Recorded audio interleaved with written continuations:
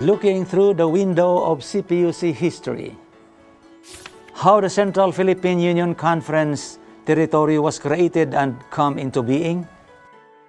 In 1904, the Philippines was not yet included in the map of the Seventh-day Adventist Church Organization. The CPUC territory composed of 7 regions in the Central Philippines. 12 Union presidents who served CPUC within 66 years from 1951 to 2025. In this presentation, we will explore the remote beginning of CPUC by looking over our shoulders in order to have a good view of the good old days that helped shape the destiny of the church in Central Philippines. This is how history is vitally needed and should be considered as vital tool to remind us of our intimate relationship with the pleasant past. From the dawn of human civilization, the need to record everything that has a relationship in human life and existence was already embedded in the heart of men. Back to the scriptures, when prophets of Gideon's day, when they called the Israelites to repent and return to God, they began with a reminder of their history. In the schools of the prophets established to serve as a barrier against widespread corruption, among the chief subject of study were the records of sacred history. And why Israel failed? Because they failed to remember the miracles God performed for them. Therefore, we have nothing to fear for the future, except as we shall forget the way the Lord has led us in His teachings in our past history. In 1904, while on his way to attend the May 1905 sessions of the General Conference in Washington, D.C., George A. Irwin, the then president of the Australasian Union Conference, was instructed to stop over in Manila to survey the field for possible Adventist mission work. He stayed there for 8 days.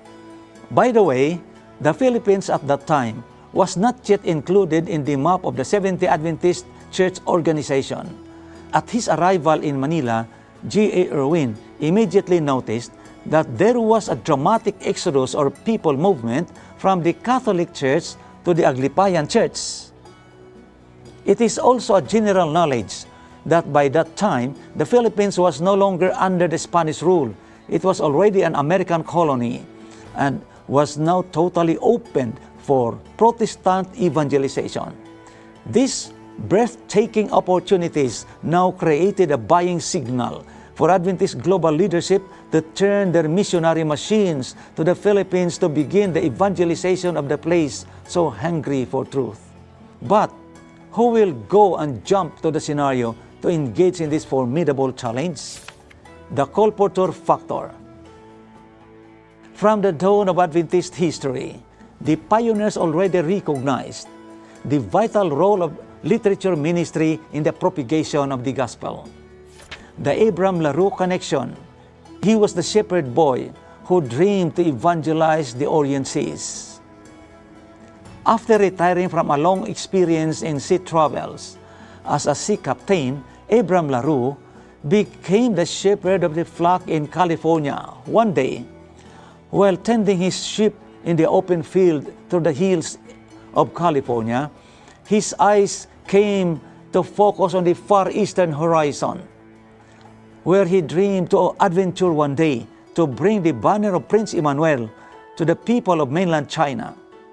Finally, he arrived in Hong Kong on May 3, 1888.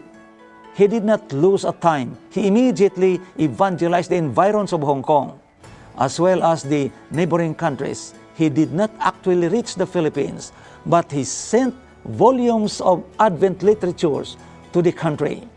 Though he did not live to see the fruitful results of his indirect labors for the Philippines, he did live to witness the realization of his dreams to evangelize the Orient.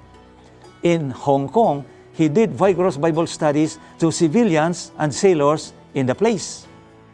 As a result of his direct Bible presentations to the public, a baptism took place on March 1, 1902. 13 seamen from British frigate HMS Cheeryble became Seventh-day Adventists. Fortunately, 3 of them, baptized sailors, namely Al Standen, W.J. Young, and David Morrison, became SDA ministers. Of these three, Pastor David Morrison was the most successful and were able to serve the church for about 40 years. By the way, Pastor Morrison had an adopted daughter by the name of Jean Morrison. Interestingly, Jean Morrison became the wife of Todd C. Murdoch, who for many years president of the North Philippine Union Mission based in Manila, Philippines. The Robert Caldwell Connection, the first literature evangelist in the Philippines. He was a daring colporteur who landed in Manila in August 24, 1905 to start a vigorous missionary campaign through literature evangelism. The Elder Finster Connection. He was the apostle to the Philippines. As a result of his aggressive literature evangelism, Caldwell created good interest so that the presence of an ordained minister was vitally needed. Hence, American missionary couples arrived, from Pastor and Mrs. James McIlhanney to Pastor and Mrs. Lewis V. Finsters. By March 11, 1911, I.H. Ivans, president of the Asiatic Division based in Shanghai, China, visited Manila to observe the development of the gospel work in the Philippines and personally officiated the rite of baptism of the first Filipino converts through the efforts of Elder Finster. It is interesting to note that of the first 18 Filipinos converts, there were 4 who became Seventh-day Adventist ministers. They were Leon Roda, Emilio Manalaysay, Bibiano Panes, and Felix Manalo. However, it did not long when one of them, Felix Manalo, separated and founded his own indigenous religion. The Floyd Ashbo Connection. An eagle has landed in the Philippine soil. He was an active student canvasser in California. When he received a call to work as a missionary literature evangelist in the Philippines, then he proceeded to the country, arriving in Iloilo City by Wednesday of November 22, 1911. In just a short period of time, Floyd, being an experienced colporteur, was able to befriend local residents in Iloilo, who in turn helped him by influencing other locals to order his books. This created first-class interests for Bible study, so that again, the need for the presence of an ordained minister was so vital. For this, Elder Elbridge M. Adams was summoned to answer the call for this challenge.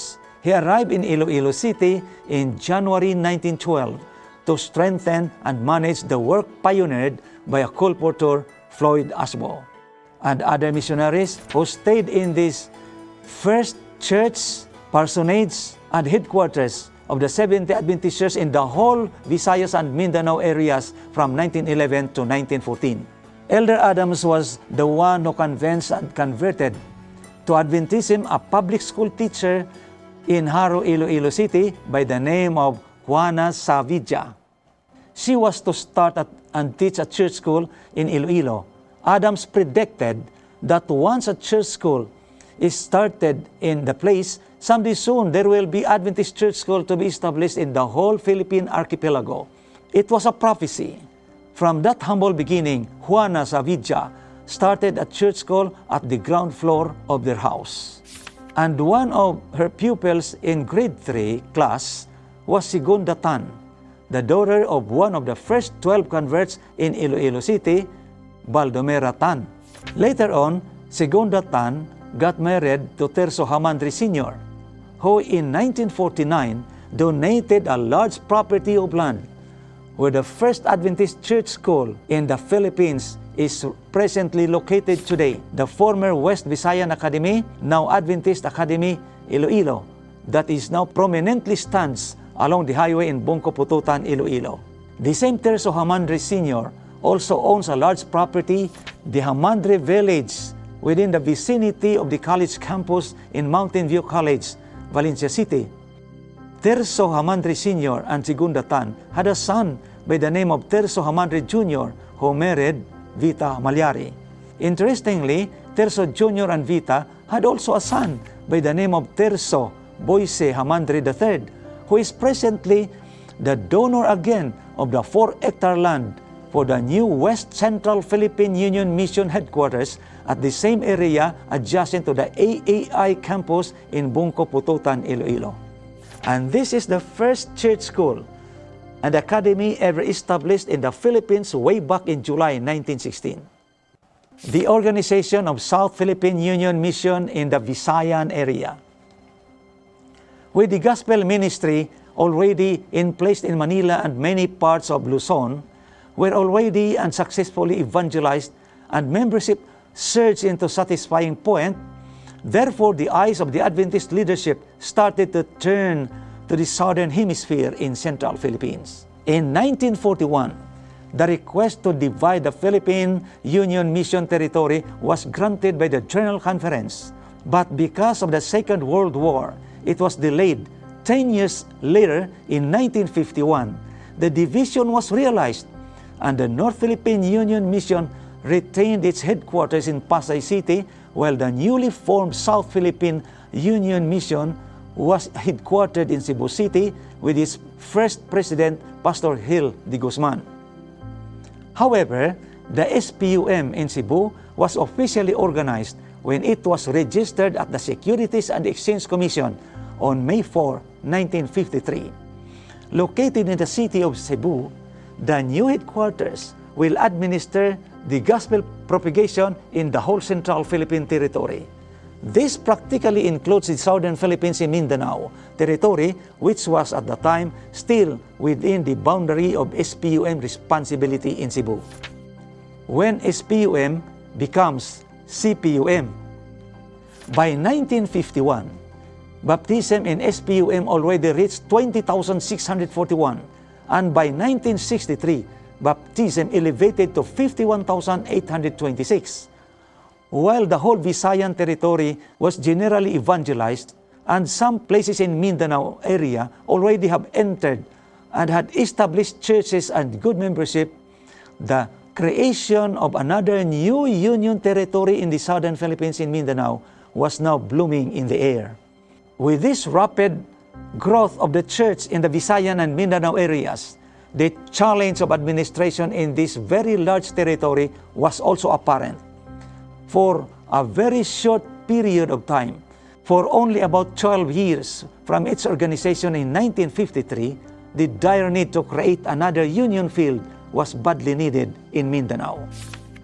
Hence, in January 28, 1965, the Union Office in Cebu City was converted to Central Philippine Union Mission with a present address strategically located at Gorordo Avenue, Cebu City, and name of South Philippine Union Mission in Cebu City was carried over to Mindanao with a present address located at Masterson Avenue, Upper Carmen, Cagayan de Oro City.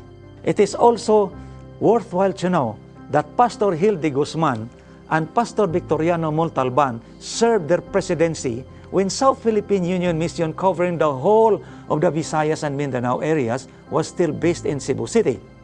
But at the second year of the incumbency of Pastor Eugenio Capobres, in 1965, that the SPUM territory was converted into Central Philippine Union Mission. This year, 2025, is the 60th anniversary of the two union territories, the Central Philippine Union Conference and the South Philippine Union Conference, from the time they were bifurcated way back in 1965. However, if we begin to count from the beginning of its inception and registration or incorporation here in Cebu City from 1953 to 2025, CPUC today should celebrate its 72nd year anniversary. Moreover, if we start our counting from the earliest Adventist movement in Iloilo City way back in 1911, CPUC today is 114 years old already. Finally, the then Central Philippine Union Mission was elevated into a conference status on May 1996 during the term of Pastor Alberto Gulfan as Union President. And this ends our historical narrative of the brief history of Central Philippine Union Conference, hence looking through the window of CPUC history.